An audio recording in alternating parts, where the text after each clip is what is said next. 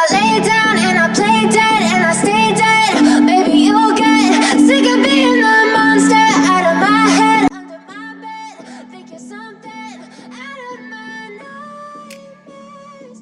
Standing right there. STY panggil 5 bek tengah. Stopper pemilik 51 caps timnas tersingkir untuk lawan Irak dan Filipina.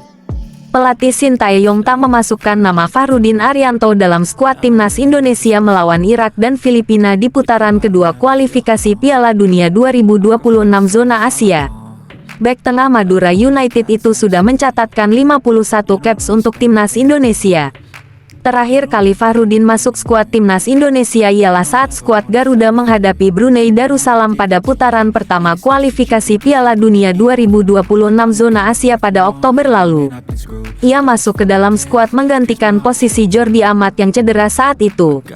Kini, Fahrudin kalah bersaing untuk masuk ke skuad timnas Indonesia untuk putaran kedua kualifikasi Piala Dunia 2026 zona Asia melawan Irak dan Filipina.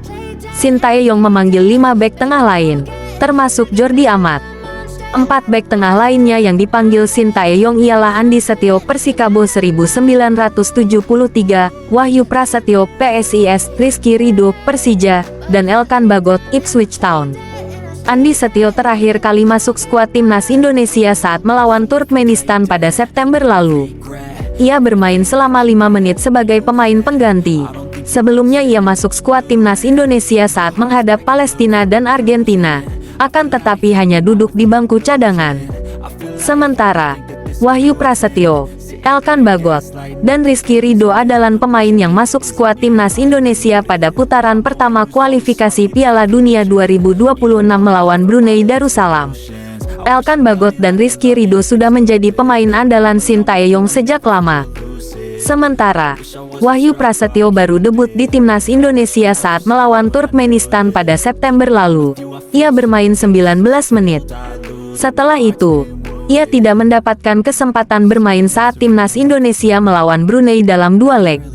Untuk Jordi Amat ini akan menjadi comeback-nya setelah cedera. Bek Johor Darul Takzim 31 tahun itu sebelumnya sudah mencatatkan 8 caps untuk timnas Indonesia. Melihat kondisi di atas, nampaknya persaingan di bek tengah timnas Indonesia memang cukup ketat.